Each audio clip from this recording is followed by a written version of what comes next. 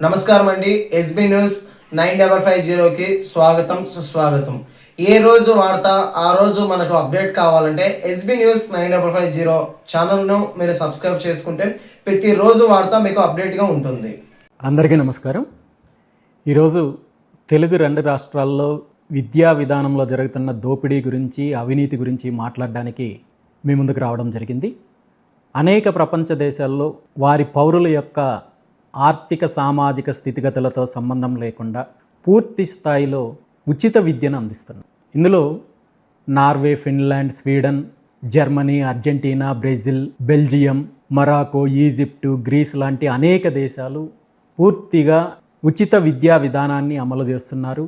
ఇందులో కొన్ని దేశాలు అయితే బయట ప్రపంచ దేశాల నుండి వారి దేశంలో చదువుకోవడానికి వచ్చే విద్యార్థులకు కూడా ఉచిత విద్యను అందిస్తున్నారు. భారతదేశంలో విద్య పైన వ్యాపారం చెయ్యకూడదు అని స్పష్టంగా ఉన్నప్పటికీ, రైట్ టు ఎడ్యుకేషన్ యాక్ట్ తీసుకొచ్చినప్పటికీ దాన్ని అమలులో ప్రభుత్వాలు పూర్తి స్థాయిలో విఫలమయ్యాయి. ముఖ్యంగా రెండు తెలుగు రాష్ట్రాలు ఆంధ్రప్రదేశ్, తెలంగాణ రాష్ట్రంలో విద్యనే ప్రధాన వ్యాపారాస్త్రంగా మలుచుకొని విద్యా సంస్థలు నెలకొల్పి ఏ విధంగా వేల కోట్ల రూపాయలు వ్యాపారం చేస్తున్నారో, అవినీతి చేస్తున్నారో, దోపిడీ చేస్తున్నారో మనం చూస్తున్నాం. మరీ ముఖ్యంగా ఆంధ్రప్రదేశ్ రాష్ట్రంలో ఉపాధ్యాయ వృత్తితో జీవితాన్ని ప్రారంభించిన కొంతమంది వ్యక్తులు విద్యా సంస్థలు నెలకొల్పి విద్యను వ్యాపారంగా మలుచుకొని ఏ విధంగా వేల కోట్ల రూపాయలు దోపిడీ చేశారో, ఆ దోపిడీ సొమ్ముని అధికార పార్టీకి ముడుపులుగా అందించి పార్టీలో, ప్రభుత్వంలో, క్యాబినెట్లో కీలకంగా ఉంటూ విద్యతో ఏ విధంగా వ్యాపారం చేస్తున్నారో మనం చూస్తున్నాం. పోనీ ఈ కార్పొరేట్ సంస్థలు రెండు తెలుగు రాష్ట్రాల్లో ప్రధానంగా ఉన్న నారాయణ సంస్థలు, శ్రీ చైతన్య, అదేవిధంగా భాష్యం లాంటి కార్పొరేట్ విద్యా సంస్థల్లో విద్యా ప్రమాణాలు, సరైన విద్యా ప్రమాణాలు పాటిస్తున్నారా, విద్యార్థులకు కావాల్సిన సౌకర్యాలు కల్పిస్తున్నారా అంటే ప్రతి సంవత్సరం జరుగుతున్న సంఘటనలు మనం చూస్తున్నాము. వీళ్ళ యొక్క ఒత్తిడిని, వీళ్ళ యొక్క దోపిడీని తట్టుకోలేక అనేక మంది విద్యార్థులు ఆత్మహత్యలు చేసుకుంటున్నారు, ఆరోగ్య సమస్యలు తెచ్చుకుంటున్నారు, అనేక రకాలుగా ఇబ్బందులు పడుతున్నారు. అయినప్పటికీ వీళ్ళు విద్యా ప్రమాణాలు మెరుగుపరచడానికి కానీ, విద్యార్థులకు సరైన సౌకర్యాలు కల్పించడానికి కానీ ఏమాత్రం శ్రద్ధ చూపకుండా ప్రతి సంవత్సరము ఏ విధంగా కోట్ల రూపాయలు, వేల కోట్ల రూపాయలు దోపిడీ చేయాలనే అంశం పైన మాత్రమే శ్రద్ధ చూపిస్తున్నారు. అంతకంటే దురదృష్టకరమైన సంఘటన ఏంటంటే, ఈ ప్రైవేటు విద్యా సంస్థల యొక్క దోపిడీని అరికట్టాల్సిన బాధ్యత తీసుకోవాల్సిన ప్రభుత్వాలు, విద్యా హక్కు చట్టాన్ని అమలు చేయాల్సిన ప్రభుత్వాలు ఈ ప్రైవేటు విద్యా సంస్థలు ఇచ్చే ముడుపులకు ఆశపడి పూర్తిగా వీళ్ళ దోపిడీకి సహకరించి పేద ప్రజల యొక్క కష్టాన్ని, రక్తాన్ని పీల్చి పిప్పు చేసే కార్యక్రమము ప్రభుత్వాలు చేస్తున్నాయి. ఇది గతంలో అధికారంలో ఉన్న వైఎస్ జగన్మోహన్ రెడ్డి గారి ప్రభుత్వం కావచ్చు, కేసీఆర్ గారి ప్రభుత్వం కావచ్చు, ఇప్పుడు అధికారంలో ఉన్న కాంగ్రెస్ పార్టీ ప్రభుత్వం తెలంగాణలో కావచ్చు, ఆంధ్రప్రదేశ్లో ఉన్న తెలుగుదేశం పార్టీ ప్రభుత్వం కావచ్చు, ఒకే విధానాన్ని అమలు చేస్తున్నారు. విద్యా హక్కు చట్టం ప్రకారము ప్రతి ప్రైవేటు విద్యా సంస్థ 25% సీట్లు పూర్తిగా పేదలకు ఉచితంగా అందించాల్సిన బాధ్యత ఉంది. అదేవిధంగా వీళ్ళు వసూలు చేస్తున్న ఫీజుల వివరాలు బహిరంగపరచాల్సిన అవసరం ఉంది. ఈ రెండు అంశాలను రెండు తెలుగు రాష్ట్రాల్లో ఉన్న 1-2 విద్యా సంస్థలు తప్ప మిగిలిన ఏ ఒక్కరూ అమలు చెయ్యడం లేదు అనేది స్పష్టంగా కనబడుతోంది.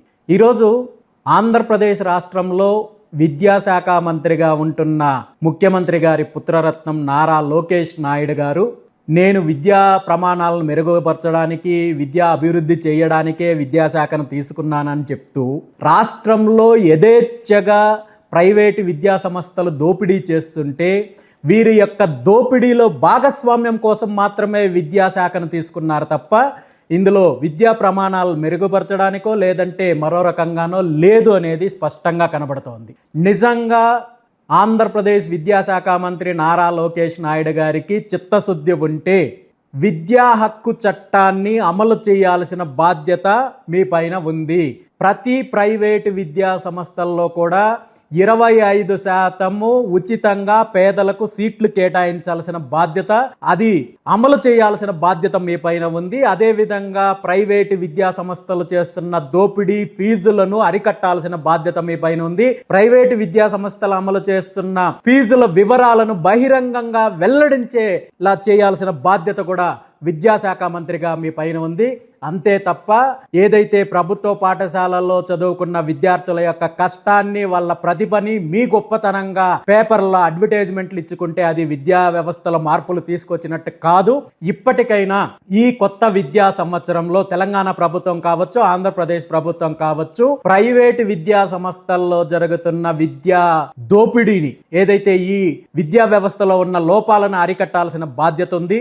విద్యా హక్కు చట్టం, రైట్ టు ఎడ్యుకేషన్ యాక్ట్ ని పూర్తి స్థాయిలో అమలు చేయాల్సిన బాధ్యత ఉంది. ప్రతి ప్రైవేటు విద్యా సంస్థలో కూడా 25% పేదలకు ఉచితంగా సీట్లు కేటాయించేలా ప్రభుత్వాలు చర్యలు తీసుకోవాలి. వీళ్ళ యొక్క ఫీజు వివరాలు బహిరంగంగా వెల్లడించేలా చేయాలి తప్ప మేము ముడుపులకు, అవినీతికే ఆశపడి విద్యా విధానాన్ని దోపిడీకి ఉపయోగించుకుంటామంటే మాత్రం ఖచ్చితంగా బీసీవై పార్టీ పోరాటం చేయడానికి సిద్ధంగా ఉంది.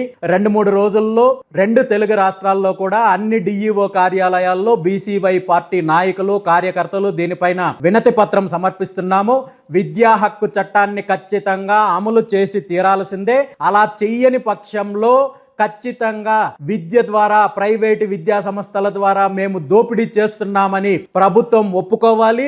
ఇక్కడ ఆంధ్రప్రదేశ్ రాష్ట్రం యొక్క విద్యాశాఖ మంత్రి నారా లోకేష్ నాయుడు గారు ప్రైవేటు విద్యా సంస్థల్లో 25% అమలు చేయనట్టయితే ఉచిత విద్యని, ఆ 25% ముడుపులు మీకు వస్తున్నాయని ప్రజలు భావించాల్సి వస్తుంది. ఖచ్చితంగా ఇందులో మీ నిజాయితీని, మీ చిత్తశుద్ధిని నిరూపించుకోవాల్సిన బాధ్యత ఉంది. ఈ విద్యా హక్కు చట్టాన్ని అమలు చేయడంలో కావచ్చు, అదే విధంగా ప్రైవేటు విద్యా సంస్థల్లో జరుగుతున్న దోపిడీని, ప్రైవేటు విద్యా సంస్థల్లో జరుగుతున్న అరాచకాలు, అదే విధంగా విద్యార్థుల పైన చేస్తున్న ఏదైతే ఈ బలవంతపు ఫీజుల వసూళ్ల పైన బీసీవై పార్టీ పూర్తి స్థాయిలో పోరాటం చేస్తుంది. విద్యా హక్కు చట్టాన్ని ప్రభుత్వం అమలు చేసి తీరాల్సిందే అనేది స్పష్టంగా తెలియజేస్తున్నాను.